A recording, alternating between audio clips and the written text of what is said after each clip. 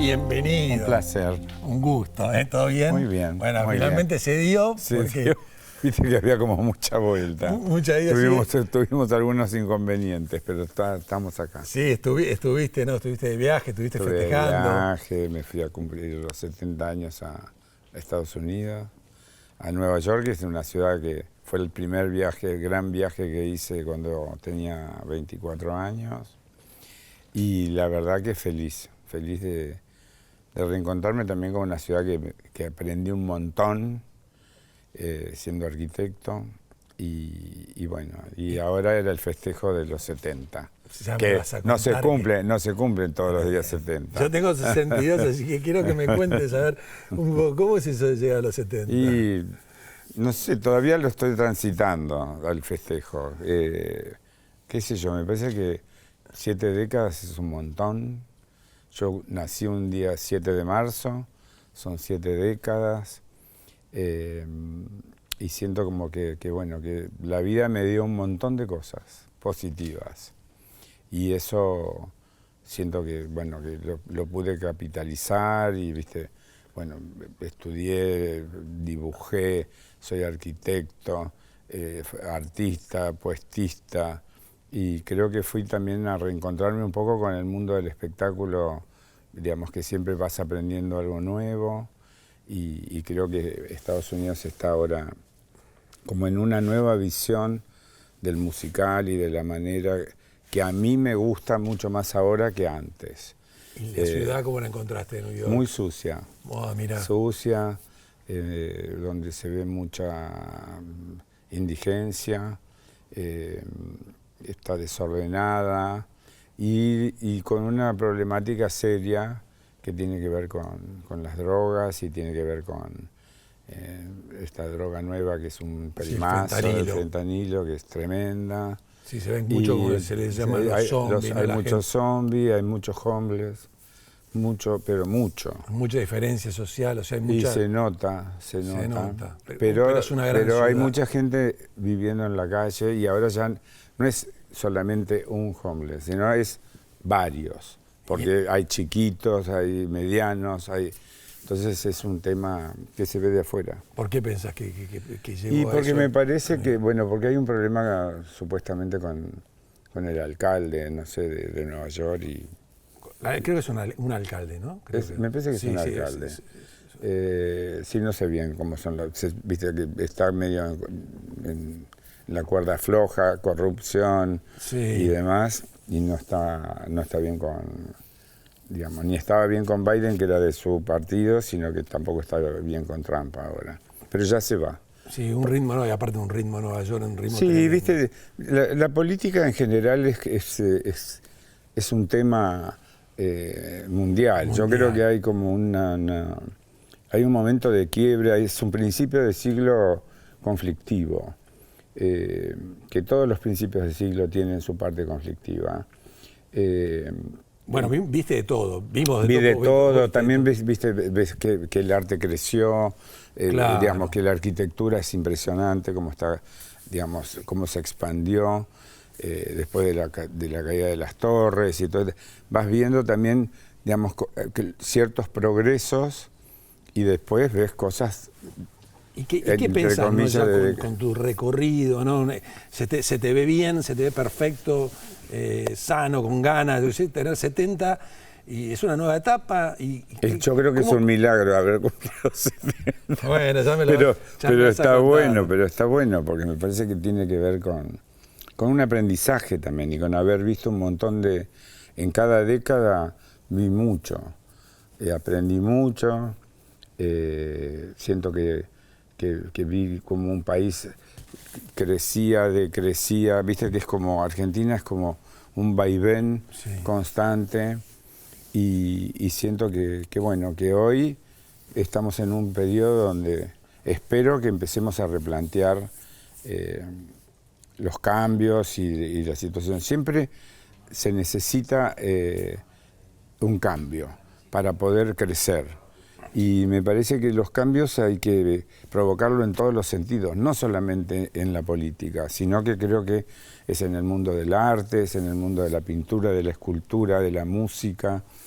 y siento que, bueno, que están tratando... Sí, más allá de la pelea de la política, ¿no? Que ojalá que Argentina ojalá que la adelante. corten de una vez, que es insoportable. Este River Boca constante, que no nos lleva... Ahora cambiaron de nombre. El fútbol, no, el fútbol que también está desunido, porque digamos, los barra bravas por un lado se pelean, se pegan. ¿Viste? Es como... Es un momento... Yo digo que los cambios tienen que ver también con eso. ¿Entendés? Con poder entender qué le pasa a cada uno, en qué estadio está cada uno. Hay gente que entiende, hay gente que tiene ganas, hay gente que no tiene ganas, hay gente que traba, todo el tiempo pone palos en la rueda. Y lo importante es que lo que pase es que el pueblo pueda cambiar. Y si el pueblo cambia, los de arriba son, yo digo que es una minoría que gobierna una mayoría. Perfecto. Bueno, vamos a meter por todos los temas. Aníbal, te tenemos acá en la TV pública, nos ve todo el país. Me encanta, divina la escenografía. Sí, le mandamos un abrazo a Elena, a Charlie también. Se encargan, la verdad, que salga todo bien. Y bueno, toda la gente que trabaja con nosotros, la verdad que todo el equipo técnico. Es un placer él está acá. Bueno, tenemos sorpresas en giros, así que de a poquito vamos a girar. Bueno. Te caminar pasito, vamos a ir. Bueno. Así que vamos. Vos a ver así a la izquierda. ¿Acá? Ahí, yo doy la vuelta y voy para este lado. Mira. Igual. Porque giros en línea recta es una charla sin vueltas. Sin vueltas, muy bien. No te agarres. Bueno, arrancamos. Arrancamos. Ahí Miriam, la productora, me dio la orden de cómo tiene que ser presentado los objetos. Obviamente, nunca me acuerdo. Así bueno, que, vos hacelo como te plazca. ¿Qué pensás cuando ves un tostado? Y Tostado es donde nací, que es un pueblo, como yo digo, pujante, como dice Chiquita, donde aprendí un montón de cosas, donde mi viejo desarrolló... Mi papá era un odontólogo que luego se dedicó a la política, y en el gobierno de Frondizi. Él era muy amigo del presidente Arturo Frondizi. Mirá. Y un luchador también. Yo digo que fue uno de los presidentes junto a Ilía y Alfonsín que se fueron como entraron, sin ninguna ganancia, sin ningún beneficio. Recto, un tipo que me enseñó un montón de cosas, siempre me decía lo mismo: vos caminás por el centro, ni de derecha ni de izquierda, que vas a llegar al objetivo. Y una mamá muy creativa, que era de Santiago del Estero, que saltaron un tapial y se fueron en una madrugada. Y porque cuando se conocieron, mis abuelos no querían esa relación, y un día mi mamá decide irse de su casa y se escapa, digamos, saltando un tapial, esperan el tren y bajan en Tostado, y ahí ya mi viejo tenía la posibilidad de tener este puesto. Qué historia esa, ¿no? De tu sí, madre, ¿no? Es como de película. Sí, de película. Sí, en una época complicada y difícil, donde la mujer no estaba bien visto que se fuera de la casa sin casarse y demás. Y buscar los sueños. Y demás. Entonces creo que eso también nos generó a toda la familia, a por lo menos esta parte de la familia, porque mi viejo tenía 2 matrimonios anteriores. Tenía en ese momento 6 hijos y 3 nosotros, 9. Y no sabemos si hay alguno más. Ahora ya no se puede. Pues yo creo que ya no hasta ahora no apareció nadie. Caducaron. Y fue una historia re linda, que de ahí pasamos a Santo Tomé, Santa Fe. Y luego mi viejo se especializó en tratantes de blanca y en descubrir esta cosa de la venta y compra de niños, que también en esos años existía lo mismo que ahora. Y llegó a un nudo complejo que descubrió quiénes eran los de guante blanco y cómo era la rama, y nos tuvimos que ir amenazados. Mirá, y ahí digamos, como no podíamos irnos a Europa, había que irse a algún lugar, y bueno, fuimos a otra provincia, que fue Córdoba, en Carlos Paz. Ahí nos instalamos, y ahí empieza, ya desde Santo Tomé empiezo a ser creativo y dibujar, y siempre armar un proyecto como más intimista, donde mi vieja incentiva esa parte y siento que eso me dio así como un pum para arriba de decir, bueno, la vida tiene otra historia. Ya era adulto de chiquito. Yo digo que aceleré el proceso. Fue tremenda la historia que contaste de tu padre, de esa investigación, todo eso. La política, siempre la política dando vueltas por mi vida. Bueno, y aparece también... Y luego aparece, sí, pero después de muchos años aparece la galera. Mostramos, porque la verdad que la has usado muchos años. Sí, si querés te digo, mira, primero aparece esto que es una puntilla que se llama frivolité. Frivolité, total. El frivolité es una puntilla que se hace para puños, cuellos, o petos de novias, y es una técnica que utilizaba mi mamá y que tejía todas las tardes mientras yo dibujaba. Ella siempre tenía su trapito inmaculado, blanco, y trabajaba con estos hilos maravillosos, hacía unas puntillas y unas carpetas de la hostia. Y eso fue como darme cuenta de que mi mamá tenía una cosa muy creativa, porque es una técnica muy difícil, y que viste que se va, es como... No, amo esto, la verdad, que el trabajo de Miriam de conseguir la producción. Porque esto es así, es como es un hilo en círculo que se arma como una cadenita, y esa cadenita arma como un cordón. Y estas pequeñas curvitas que aparecen de hilo es lo que arma el armado de la puntilla. No, y aparte les quedan divinos. Claro, y esto mi mamá lo hacía así como si nada. Pintaba. ¿Te quedaron de estos? Sí, tengo. Antes de morir mi mamá dejó el ajuar para Sofía. Mirá qué bueno. Y dentro de eso hay un montón de puntillas y hay un vestido hecho por Ana. Recuerda siempre a tu mamá. Sí, mi vieja fue lo más grande que tuve. En una enseñanza también, una luchadora, en un momento difícil. Mi viejo, imagínate, 3 matrimonios, 9 hijos. Era un señor con cierta complejidad y también con mucha, pero tenía como una cosa que siempre lo sentí que era como que era un tipo muy recto. Entonces ese desorden por ahí personal tenía una cosa de visión global y totalizadora muy distinta al resto. Y mi vieja era lo mismo, y entonces creo que ese acople y esa historia de amor que se trasladó, porque de hecho mi vieja es desheredada por la familia.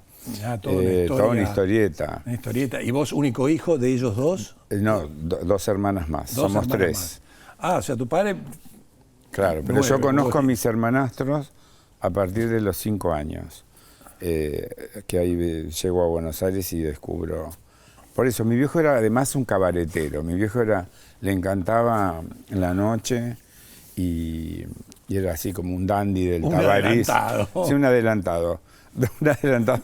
Por algo llegué al cabaret yo. Claro. Viste, se une. Y después creo que, bueno, llega, no sé, esto que salta atención. Estos son los discos claro. de atención. Bueno, porque mi mejor compañero de colegio en Buenos Aires, cuando yo llego a Buenos Aires, era Guillermo Iliana, cuyo papá era el director de Canal 13. Y mirá, están los discos, ¿no? Son los discos de colores. Sí, estos... Pero quedaste afuera, ¿no? Sí, quedé afuera. No, quedé afuera, pero yo trabajaba para RCA Víctor. Yo conseguí, él me consigue un puesto de trabajo en RCA Víctor, y ahí veo todo un mundo, claro. Lo conozco a Fernando Bravo, es la primera vez que entro a un set de televisión, una persona que yo respeto muchísimo. Sí. Y en una recorrida empiezo a encontrar todos personajes que se hablaban en mi casa mucho y que se veían, doña Petrona C. Gandulfo, ¿viste? Buenas tardes, mucho gusto. Había como un mundo, se me abre un mundo televisivo que después la vida me da la posibilidad de ir conociendo un montón de personajes y llegar al mundo del espectáculo. ¿Cómo llegaste? ¿Cómo llegué? Tremendo. Y bueno, gracias a Badía, digamos, que presentamos el proyecto. Empezamos en el Club San Telmo. Mirá, Badía también. Sí, ahí hicimos un par de fotos y filmamos y se lo presentamos a un productor muy importante que era Compaño, en ese momento, que que siempre lo voy a recordar porque era un copado, que le presenta el proyecto y le muestra las fotos a Juan Alberto y nos dan la posibilidad de hacer una presentación y esa presentación duró como 10 minutos y donde él participa de un número musical y eso genera así como una revolución, llama mucho la atención. ¿Y dónde fue que con Juan Alberto Badía? En Canal 13. En Canal 13. En el programa de él. Y a partir de eso nos llama un empresario y ahí debutamos en Michelangelo y ahí empieza una carrera interminable. Qué grande y tengo así como grandes padrinos y maestros, así como es Juan Alberto, fue Eduardo Vergara Leumann en La Botica del Ángel, otro crack. Y así me fui, la vida me fue encontrando con personajes re grosos. Cuando hice lo de Alta Tensión, ahí conozco en el Festival de la Canción de Buenos Aires a Piazzolla, que era la presentación de Balada para un Loco. Y entonces entro en un mundo re loco. Mientras estudiaba, y era re prolijo, y era súper estudioso, y laburaba a la par. Yo salía del colegio al mediodía y entraba primero a un trabajo que era una farmacia y después hacía trabajos personales cuando terminaban las 6 horas que me correspondían. Y estudiaba. Y esto llega... ¿La galera cómo llega? Y esto llega primero en los Bottom, sobre el final de Bottom Tap. Pensé que ibas a venir con la galera. No, me hubieran avisado y lo traía. Y la galera tiene que ver con una empresa que creyó mucho en nosotros, que es Antonio Riera, uno de los dueños de Lago Marcino. Y empezamos con los Bottom a utilizar distintos tipos de sombreros. Ellos apoyaron el proyecto de Bottom Tap primero, sí, Bottom Tap, y luego la carrera personal, y creo que se transformó la galera en un ícono. Creo que en el mundo no hay un personaje de esta naturaleza que generé y que me encantó, y creo que eso es lo que me da orgullo también de cuando voy afuera y me doy cuenta, bueno, que no veo un jurado de esta naturaleza como el que fui hasta este momento, y el que ojalá siga siendo, porque me parece que esta mezcla de elegante con una mezcla de personaje de Pepe Grillo con Willy Wonka, Johnny Walker, claro, sale como una todo. mixtura y además con una facturación impecable que siempre me caracterizó por tener una mamá que me bañaba 3 veces por día, me producía 3 veces por día, obviamente que el personaje artístico iba a ser de la misma calidad. Bueno, obviamente, bienvenido Aníbal nuevamente. No, muchas gracias. Estamos acá en Giros en Línea Recta, de a poco seguir girando nos sentamos en Dale, el living. ¿cómo no? Si te parece. Vos venís por acá, okay. Aníbal, despacio, así la cámara te toma. Ay, me toma. Claro. Estamos acá. Ahora nos vamos a hacer es divino el set. ¿Te gusta? Me encanta. Felicitaciones a los escenógrafos y la puesta de luz. Que trabaja acá. Yo miro mucho esto. Yo siento como que con menos es más. Y siento que hay mucha gente talentosa detrás de las cámaras. Totalmente. En la televisión, que muchas veces no se valoriza tanto el trabajo. Y si no fuera por todas estas personas que están acá alrededor, uno no se vería como se ve. No, totalmente. Ni tendría la luz adecuada, ni la puesta, y creo que hay muchas horas de trabajo, y siento que Argentina no tiene nada que envidiar a ninguna televisión del mundo, porque creo que es una de las mejores, y siento que no solamente en eso, sino que, bueno, ojalá que a medida que pase el tiempo podamos recobrar esta cosa como... Yo conocí la obra en construcción de este edificio, porque yo trabajaba también para el estudio de Solsona Vignoli. Claro, me contaste. Y Vignoli era un capo, que acaba de morir hace poco. Para que por ahí, que no sabes, sos arquitecto. Yo soy arquitecto. Que no lo saben. Y trabajé muchos años en un estudio que era Tuquijantus, que era un maestro mayor de obra que trabajaba para el estudio Solsona Viñoli y hizo mucho de documentación de obra y siento como que eso también me dio como una apertura de cabeza.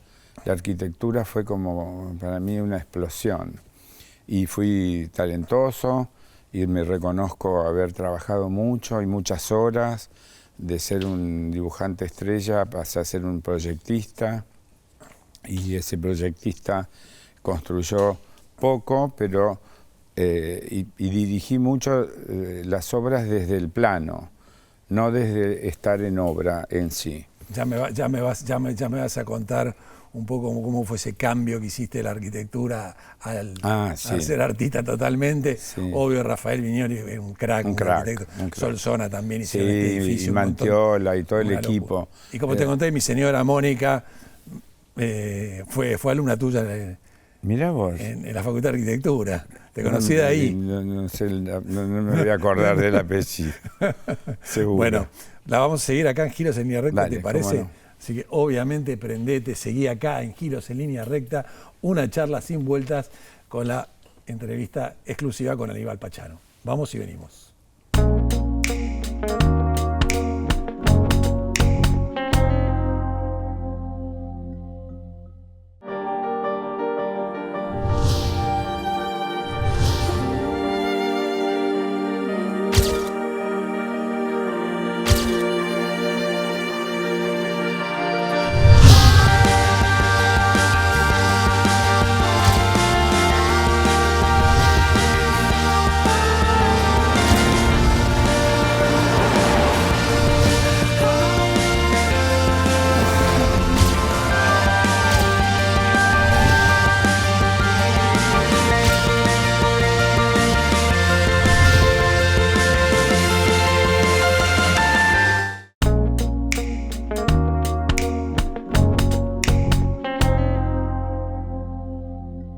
Bueno, seguimos obviamente acá en Giros en Línea Recta con el señor Aníbal Pachano. Bueno, señor arquitecto, artista, ¿no? Un poco de todo soy. Bueno, me digas a decir eso, ¿cómo fue tu cambio, ¿no? De arquitecto a artista medio de Estaba en un comunicación? momento, estaba en un estudio muy famoso de Buenos Aires, donde no me gustaba el dueño del estudio, el arquitecto y su equipo. No me gustaba la manera, la forma, era como muy despectivo y hacía obras horrorosas, que son todas las que están camino a Ezeiza, que son esos edificios como cajas de zapato con agujeros.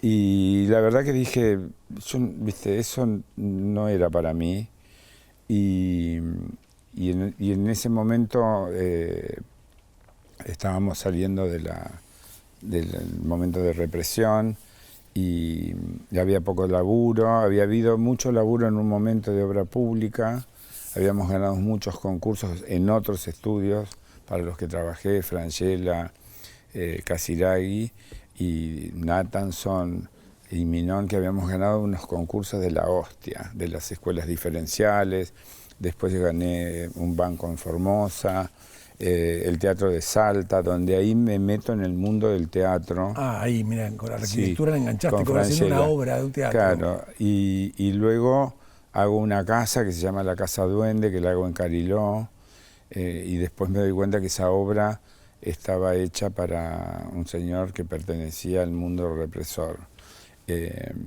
Y dije, no, hasta acá llegamos con este tema, y medio como que ahí me empezó como agarrar una turbulencia y de casualidad un amigo me dice, ¿por qué no vas a estudiar para desestresarte un poco? No estudias TAP, vos que sos flaco, qué sé yo, me decía en ese momento. Y bueno, y voy a ver un espectáculo que era el Circo de Alberto Agüero y ahí la conozco a Ana en el escenario y yo en la platea. Ana, ¿quién fue? Ana Sanz, mi exmujer. Y ¿cuántos años tenías ahí, Aníbal? Ahí tenía 27 y nos casamos a los 28, ambos dos, en el 73 y en el 74 ella pertenecía a ese grupo artístico del cual se disuelve y yo medio como que me meto a decir, bueno, no pierdan, digamos, los que armamos Bottom Tap, les decía que no se pierda esto que han ganado de aprender y hacer una profesión. Y bueno, y ahí armamos Bottom Tap, debutamos en el Club San Telmo, luego en el Casal de Cataluña, ahí entramos en Badía, después en Vergara. Increíble, ¿no? Porque un cambio de proyecto de vida un total, cambio de proyecto, más allá que la arquitectura tiene que ver con el arte. Aparte, viste, me gastaban, y vos, el arquitecto bailarín y qué sé yo, y la verdad que, viste, les tapé la boca a todos. ¿Eso dónde? Eso no fue viste, los amigos, viste, compañeros, y un poco también esta cosa de cierto periodismo amarillista donde, gracias a Dios que soy arquitecto y un profesional. Sí. ¿Y sufriste bullying por todo eso? Bueno, pues yo sufría bullying de chiquito porque era flaco, porque era una anguila y era enano. Así como soy ahora petizo, bueno, imagínate cuando era chico era un liliputiense. Y era rubio y pelado, y mi mamá me pelaba a la americana. Y bueno, siempre me hacían bullying con el tema de que era flaco, entonces estaba de moda decir que tenías tuberculosis. Qué feo, ¿no? Los chicos... y la gente grande también, porque los chicos escuchan lo que la gente grande habla. Sí. La gente, digamos, cuando uno es mayor, indica muchas cosas y baja línea a los niños que están ávidos de aprender y de mirar la vida desde un lugar totalmente diferente a un adulto. Digo que uno, como adulto, comete muchos errores también en la comunicación, en el afecto y en el cariño, en el manejo social. Y siento que, bueno, pero eso me fortalecía. Yo siempre sentí que todo lo que me a los que sufren bullying, a los chicos y a los padres que no te importe nada, que hay que seguir para adelante. Siempre hay que mirar la vida desde un lugar positivo. Y lo que te digan es un problema del que lo dice, no del que lo hace. Porque mira, dibujaba, pintaba, era un pibe que tengo una memoria de elefante, absolutamente me acuerdo de todo el arco desde que tengo 5 años en adelante y antes, te diría. Me acuerdo cuando hice el primer dibujo a los 2 años, cosa que viste que la memoria de los chicos es como rara. Bueno, yo me acuerdo desde los 2 años.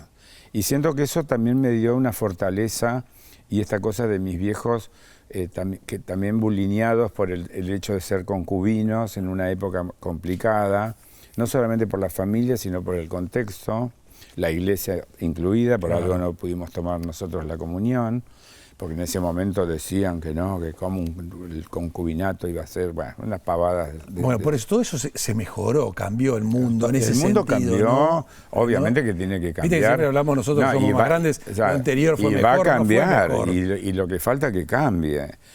Porque me parece sorprende tanto cambio, ¿no? Porque viste lo que es a mí me parece que yo estoy contento con el cambio. El cambio genera movilización neuronal, porque te hace pensar distinto, porque te hace ver las cosas desde otro lugar, escuchás, podés valorar lo anterior, podés desvalorizarlo, podés entender a dónde querés llegar. Yo quiero un cambio. En el mundo de, no solamente en el artístico, sino en el personal, cada 100 años hay una cosa cíclica.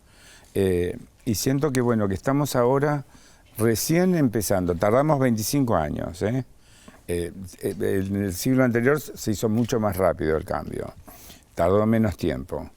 La revolución industrial. Para la revolución industrial. Y para generar un mundo diferente también en la arquitectura, en la pintura, en la música. Bueno, ahora estamos tratando de... Obviamente que cuando viajás y ves el exterior, estamos lejísimos, lejísimos. Así que dejen del boludeo y empecemos a pensar un poquito y mirar un poco el afuera de en qué estado está el mundo. Así como hay cosas bárbaras todavía que no suceden en la Argentina, es decir, que no estamos zombies, ¿tá? Estados Unidos está zombie, pero también está muy creativo a la vez. Y por eso te digo, en un terreno re finito, ahora hay una torre que mide 100 pisos. Es decir, es re loco. Bueno, entonces, sí, es la de Nueva York, la de Viñoli. Sí, la de Viñoli, pero, viste que son tremendas. Sí. Y bueno, ¿ves? Eso es un cambio desde un argentino con una visión en Estados Unidos. Entonces creo que estamos, digamos, en un camino que ojalá sea un cambio para todos también, no solamente en el pensamiento, sino en la manera en la que nos conducimos. Cortar con esta grieta, cortar, digamos, de poder mirar, digamos, desde que yo soy chico viví, yo hace 10 años que vivo en una complicación, ¿entendés?, de grieta, donde antes no existía, ni entre los artistas, ni entre los profesionales, ni entre las personas. Entonces, y por otro lado, sí apelo a que haya más educación, a que haya más cultura, a que ¿Y por se qué pueda... pensás que está esa grieta en los artistas cuando en realidad no? Justamente los artistas somos... Bueno, porque son, creo son los que tendrían que... porque me parece que hay una cosa política que generó eso, que hay que hacerse cargo, de la cual existió siempre, porque claro. si tengo 70 pirulos, vi todo. Exacto. Vi un montón, montonazo. Vi desde que se fue Perón hasta la vuelta de Perón, milicos y toda la democracia en conflicto. Y ahora, viste, queriéndome... 70 años en conflicto sería. 70 años en conflicto hemos vivido con todas estas grietas políticas. Pero con una diferencia que hasta hace unos 20 atrás todavía había una lucha creativa importante e interesante, que también por otro lado no voy a negar que hubo muchos cambios y muchas cosas interesantes que se hicieron en estos famosos 20 años de grieta. Pero me parece que lo que hay que correrse es del lugar de la pelea y del enojo y de la ira, porque eso lo único que hace es enfermar a las personas, y te lo dice uno que tiene y padece cáncer, que hoy está quieto, que está, digamos, controlado, no solamente por la medicina, sino que está controlado por mi persona, es decir, yo decido estar bien y estar mejor, y me corro de ciertos lugares que antes entraba, que parecía entre comillas como en comodidad, entonces me enojaba, me peleaba y ya estaba, viste, siempre enculado y no sé qué, no sé cuándo, y peleando y peleando y peleando. Bueno, cuando la calma llega... ¿Cuándo fue que te enteraste, Aníbal? En el 2017. A partir de un estrés grande, que me fui dando cuenta que empezó en el 2014, 13, 14, ahí después de mi gran éxito del 2010 al 2013,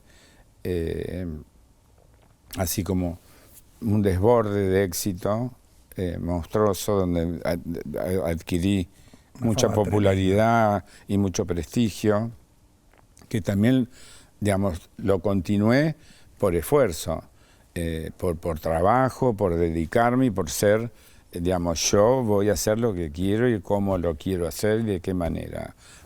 Obviamente también sufrí esta cosa de que se me corrió del lugar en algunos aspectos, digamos, se me complicó coproducir, porque en la realidad yo era un coproductor, donde yo ponía todo lo que estaba arriba del escenario, lo ponía yo. Era mío, por eso está guardado en un depósito. Y por otro lado digo, tuve también, la televisión me dio como una apertura y un permiso, entonces me iba generando como, yo abría puertas y siempre las cerraba con el picaporte en la mano, sin portazo. Y eso también me habilitó mucho, no solamente en lo personal, sino en lo laboral, y de reinventarme todo el tiempo, bien, desde que soy chiquito. Y me decías, Aníbal, disculpa, lo del estrés, ¿qué fue? ¿No? Y bueno, me hicieron de todo, me hicieron, no solamente en lo personal, estaba estresado, dado por tanta presión que tenía, me tuve que ir a vivir a Paraguay, presionado políticamente, presionado por situaciones contextos, AFIP. ¿Por qué? ¿Por opinar diferente fue? Por pensar distinto, por decir lo que pensaba. Porque en la realidad uno tiene la libertad de ser lo que quieras. Digamos, yo tengo amigos de todos los partidos políticos y de todos, pero digamos, obviamente que hay ciertos personajes que, digamos, que no me los banco porque, digamos, de tanto bullying y de tanta marcación me hincharon las pelotas. Entonces dije, bueno, ok, me corro y sigo laburando y me enfoco. Digamos, yo nunca me desenfoqué. Y cuando me pasó lo que me pasó con la enfermedad, no solamente con el VIH, sino yo me refugié en una flor, no me refugié en el enojo y en la bronca. Dije, para adelante. Cuando me pasó lo del cáncer, que ahí tomé conciencia de todo lo que venía pasando, en estas persecuciones, entre comillas, colaterales, sí. También había una cosa personal que me hago cargo de que, viste, entré en una vorágine que yo creía que estaba todo divino y estaba en una depresión sin darme cuenta. ¿Y que tenía que ver eso y con que algo tenía que que ver con... No, tenía que ver con un montón de situaciones, qué sé yo. Claro, Digamos, un ¿no? combo. Un combo. Con boleta. Un combo. Ahí, viste, entré en un mundo más de vértigo, que no fue conveniente para la salud. Claro. Y de golpe cuando me encuentro haciéndome todos los estudios en la FLENI y se me comunica que tengo cáncer, lo tomo desde el humor, ¿no? Primero no podía creer, si yo fumé mucho pero había dejado hacía 8 años de fumar cuando me agarró el cáncer. Tuvo que ver. Sí, tuvo que ver. Tuvo que ver. Eso se fue gestando. En un cuerpo tan chico, 2 atados cigarrillos, hay que hacerse cargo. Porque lo pero podía bueno, ahora haber está dejado. Controlado, estás bien. Sí, ahora estoy controlado, esto es fenómeno. ¿Y el HIV? El HIV también creo que es una enfermedad crónica, que lo que hay que comunicar es que hay que utilizar preservativos, que hay que hacerse los análisis y hay que controlarse. En el análisis hay que pedir el famoso BDRL, que es todas las venéreas, porque hay un ataque de sífilis impresionante, que nadie sabe y no se dan cuenta que es una enfermedad absolutamente silenciosa, igual que el HIV, pero es más grave porque es silenciosa en serio. La gente cree que no tiene nada. Bueno, háganse un análisis de sangre y pidan el análisis de sífilis. ¿En qué año fue lo del HIV? Eso fue en el año finales del 99, principios del 2000. Y ahí, me refugié en una flor y dije, la vida tiene otro color. Claro, porque ¿te acordás que fue en el año 86 con Rod Hudson que apareció la enfermedad? En el famosa? 83. 83, perdón. Pero yo lo vi en el 80, en mi primer viaje a Estados Unidos en el 80, yo vi personas que después me di cuenta que ya estaban enfermas hacía mucho tiempo. Claro. Obviamente que es un y eso también es se un controla, escape, se puede controlar. Eso es un escape de laboratorio. Son 25 años, sí, es verdad lo que decís. Es como el COVID. Siempre viste que son escapes. Ahora hubo un nuevo escape. Claro, ahora sí, que no nos tiren, de Chinatown tenemos otro escape que no COVID. Nos tiren más. Claro, viste que van tirando. Primero se lo pusieron al monito, después a la rata, después a la cosa, después al chanchito, y así vamos probando, y después lo pusimos en los humanos. Y me lleva a preguntarte, porque bueno, hablamos de tu hija Sofía, divina. Hablamos en la previa, una divina total. Sí, que viajó laburadora, muy, digamos, siempre me acompaña y, digamos, estuvo al pie de cañón en todo el proceso.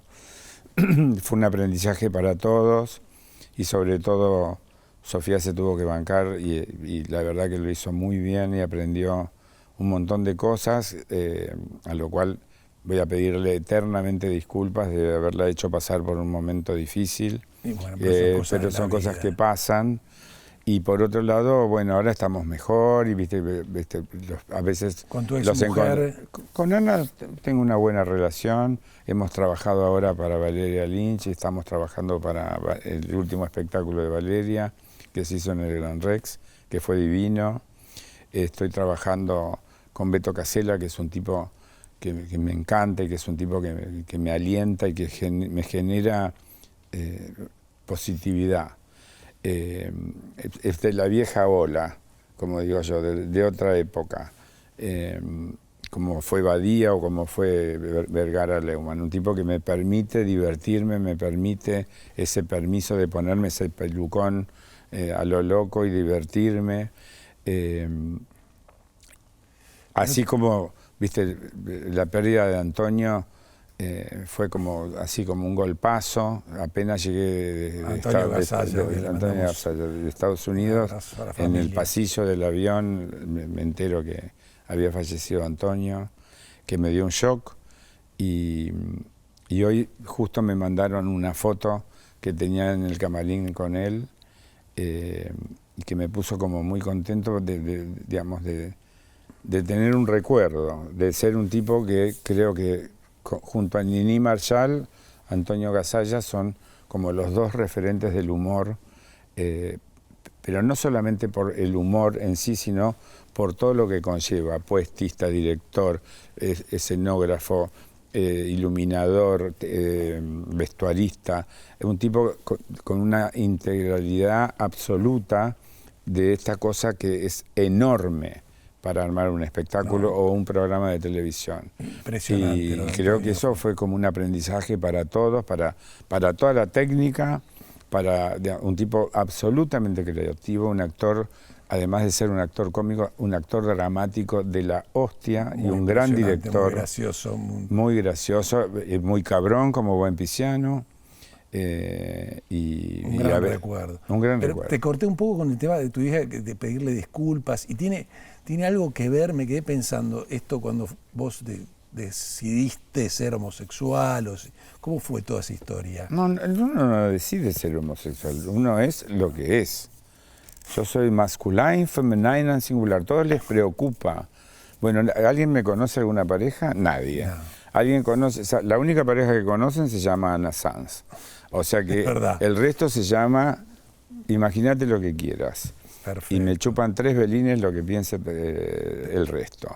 Si lo entienden bien, y si no, es un problema que tenés que ir a buscar. Masculino y femenino somos todos. Son 2 partes que componen un ser humano. Cada uno lo utiliza de la mejor manera que quiere y que puede. Espectacular. Es la libertad. Es libertad. Es la vida misma. Sí, y además también es cierto que en cada área, sea desde lo femenino y masculino, hay, digamos, y como el del masculino al femenino, hay grises y controversias, y uno mismo es represor de sí mismo. Entonces me parece como que, viste, hay que bajar un poco los decibeles, muchachos. Yo que vengo viviendo estas 7 décadas, estas 7 décadas, sean un poquito más libres, dejen de romper tanto las pelotas, y uno que disfrute lo que tenga ganas de hacer. ¿Y cómo es con los medios de comunicación? Me chupan 3 velines. Todo el tiempo están queriendo conocer. Como no conocen nada, y todos se imaginan, y los boludos ¿viste? De los Instagram, que alguna vez cuando doy una opinión o hago una crítica política, no sé qué, me mandan, ay, viejo puto, esto, no sé qué. Bueno, les contesto, porque son todos cabeza de pulpo. ¿Les contestás en tu Instagram? Sí, yo te contesto. Sí, y te contesto generalmente cabeza de pulpo, porque los que saben poco, porque son burros encima, el pulpo come por el tentáculo. Y en la cabeza tiene todo el aparato digestivo, es decir, que caga por la cabeza, o sea que tiene la cabeza llena de mierda. Eso para explicarles por qué les contesto cabeza de pulpo. Bien, perfecto. Que esto lo inventé hace rato, no como ahora se adjudican algunos que inventaron la palabra cabeza de pulpo. Porque los programas del espectáculo, de Chimento, le digo yo, no buscan no tratar de... Sí, buscan todo el tiempo. Todo el tiempo. Y como no encuentran, y como cuando me encuentran en la noche, tampoco ven nada, porque como yo soy un cabaretero viejo que voy y me hago cargo de ser un cabaretero como era mi papá, porque hay que hacerse cargo de la historia de uno. Entonces digo, yo me divierto, voy a un boliche, tal vez no, ni siquiera bailo, estoy con amigos reunidos, y nadie, y el que haya visto tenés que comprobarlo, con una foto, con un video. O sea que como nadie ha visto nada, están todos en intriga. Está bien. Pero eso nos pasa a todos. Está el programa que atiende todo el mundo, ¿no? Que es LAM, que le mandamos saludos. Ah, y le mando un beso a De Brito. No, pero con De Brito soy amigo. O sea, tenemos así, siempre chisporroteos, pero es gracioso y es un chiste que se hace televisivo. Y bueno, pero tengo una muy buena relación. Y con Polino, la mejor, y es un amigazo, y es un tipo, digamos, digamos, mi experiencia... Y después con Tinelli, sí, que ahí también tuviste, ¿no? Una etapa tremenda. Tremenda, y además yo lo conozco desde Badía y compañía, hablábamos desde que, o sea que lo conozco hace 40 y pico de años, y siento que tengo una relación que en un corto tiempo yo puedo hablar y transmitir lo que quiero. O sea, en todos estos años, tanto esto que decía de estrés, tanta fama, o sea, enemigos en la tele, ¿sí o no, Aníbal? Sí, tengo un par de actores que son mis enemigos. ¿Sí? Sí, porque no les gusta lo que pienso. ¿Y quiénes? No vale la pena, porque ¿sabes qué? Es darle prensa. Y sí, es verdad. Pero, viste, yo he sido una persona que me han tratado de persona no grata en actores, por formas de pensar, porque sí, dije la verdad de muchas cosas que se equivocó la Darín, y que hoy no esté en este mundo o en este plano, a mí no me hace cambiar la opinión. Declaraciones de falta de respeto, de guita que viste que no aparecía, después de ser corridos por determinadas asociaciones, como Sagay, y por otro lado ser, obviamente, Argentores, que es digamos, quien rige mi trabajo, muy bien tratado y muy bien considerado, porque soy un laburante, porque yo laburo y tengo que cobrar los derechos de mi autoría, o de mi imagen o de lo que fuere, porque unos sí y otros no. En esta grieta se generó unos sí y otros no. Entonces, como soy un viejo zorro, ya conozco este cuentito. ¿Entendés? Entonces, como yo he laburado, por eso digo, yo desde los 12 años que laburo. Iba al colegio, llegué a Buenos Aires con una mano atrás y otra adelante, me conseguí 2 laburos, me conecté con el mundo del espectáculo, soy arquitecto, laburé, pero horas y horas en la arquitectura, me junté guita por guita para juntarme viaje tras viaje, armé una familia, armé mi vida privada en soledad y yo no le rompo las pelotas a nadie. Yo limpio, soy Juanito Puloy, viste, limpio mi casa, ordeno, cuando tengo ganas. Hoy hice un cambio, dije, no tengo más ganas de hacer por ahora un espectáculo hasta que no encuentre cuál es el espectáculo que va a ser el cierre definitivo de la carrera. Bueno, nunca se sabe. Sí, pero tiene que ver con un homenaje a payasos. Eso es lo único que quiero hacer. Y después estoy en el mundo, que empecé en el mundo de la radio, y estar hoy en Radio Nacional haciendo un programa que se llama Lo Pachano, que es un programa federal para toda la Argentina y todas sus repetidoras, que tiene que ver con el arte, la cultura y los oficios de las personas. Porque cada uno decide ser lo que quiere ser. ¿No? Un cameraman, claro, y sentarme, no sé, con un cámara, con un director de cámara, con no sé qué, con el escenógrafo, con el pintor, con el escultor, con el ebanista, es decir, quien hace oficio, con un dibujante, ¿entendés? Entonces, entender que estamos en un país donde está como dividido, no solamente en la política, sino que está dividido, es Buenos Aires y las provincias. No, esto es Argentina. Y en las provincias hay un montón de gente que trabaja creativamente y trabaja obviamente desde un lugar totalmente distinto. Obviamente. Bueno, justamente Radio Nacional, con el alcance que tiene, la TV pública es fundamental. Claro, Así que te agradezco mucho que hayas venido. Obvio que no terminamos porque me vas a decir el giro de tu vida, pero igualmente quería agradecerte antes de ir a la pausa porque te abriste y contaste de todo. Gracias. Y me vas a contar el giro de tu vida. Dale, ¿te parece? Dale. Bueno, obviamente seguimos acá en Giros en Línea Recta con el señor Aníbal Pachano.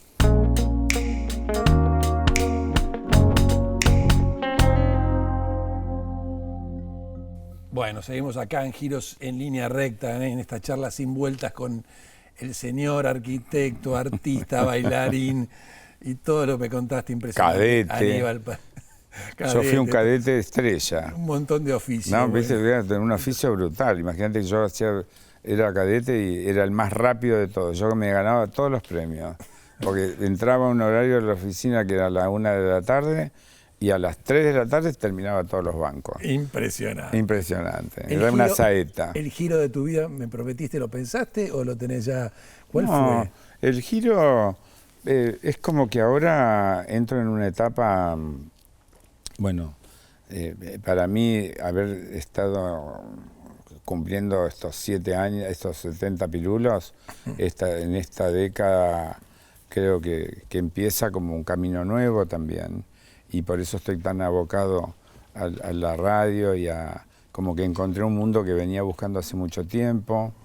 Y si hago algo de espectáculos, tiene que ser algo importante. Tengo ganas por ahí o de reformar o de mudarme. Bueno, pero está buenísimo ya lo que me decís porque son un montón de giros a futuro. Somos giros a futuro. Es hermoso y después, qué sé yo, si el amor llega, llega. También, o sea, que los giros en tu vida están por venir. No sabemos. Qué bueno. Pero viste que hace bien que es más difícil a los 70 ponerte de novio y convivir con personas. Sí, no sé, me falta un poquito. A vos te falta, lo estoy contando. Bueno, estamos llegando, la verdad que de nuevo te tengo que agradecer, pero ¿qué importancia vos le ves al tema material, a los bienes materiales, ¿no? Yo soy un tipo que todo el tiempo estoy preocupado por lo económico. Y por eso todo el tiempo estoy generando, ver la posibilidad de trabajar y de tener mi independencia económica. Hoy, por suerte, estoy administrado por mi hija, que eso me ayudó un montón después de la operación y generó que la pasara mucho mejor.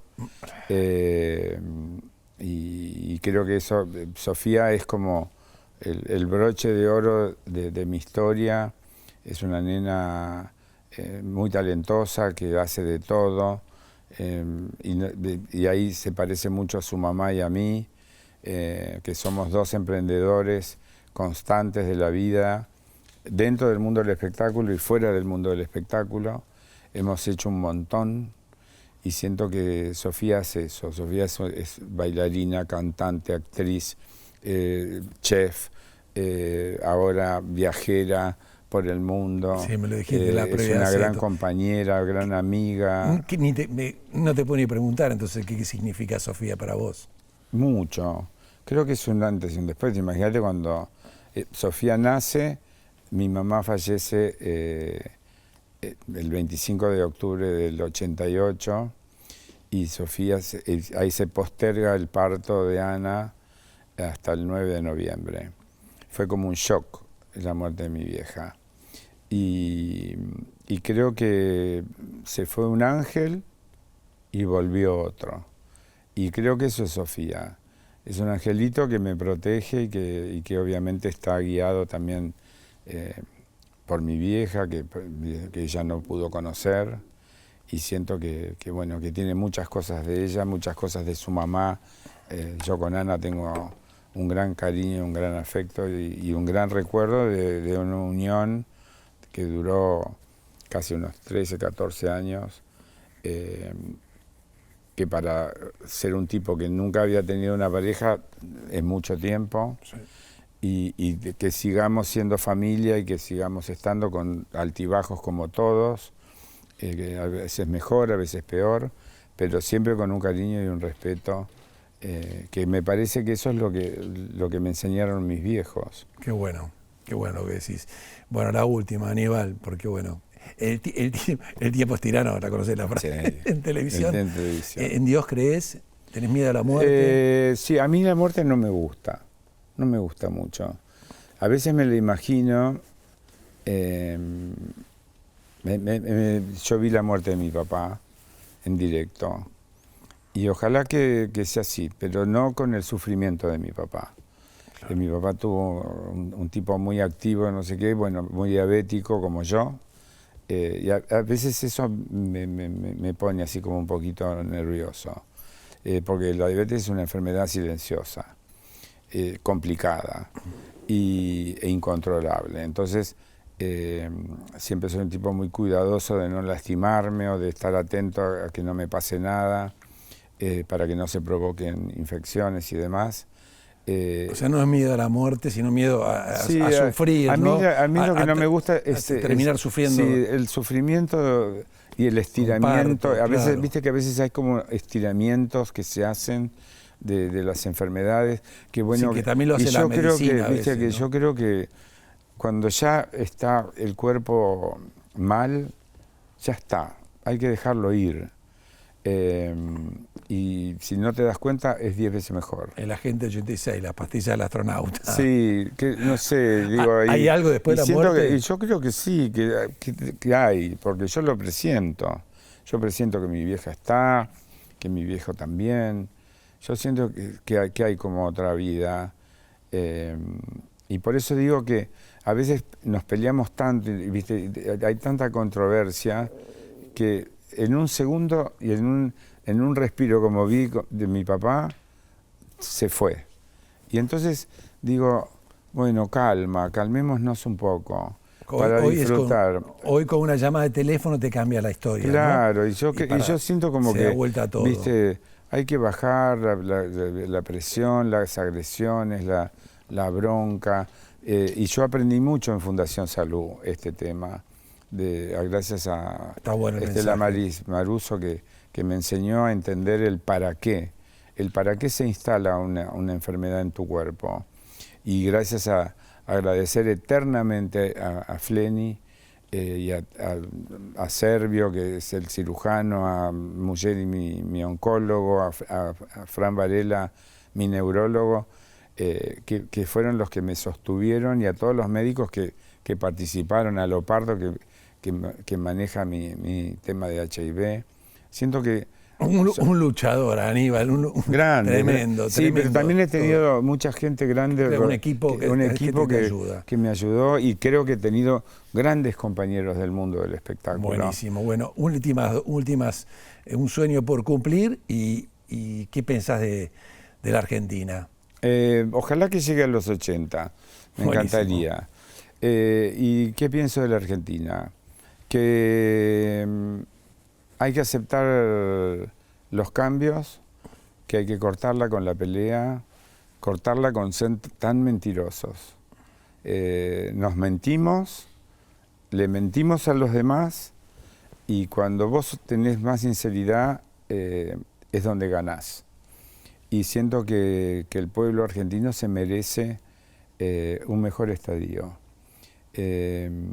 Y ese mejor estadio tiene que ver con sacar la corrupción, sacar toda la bronca, toda la historia negativa.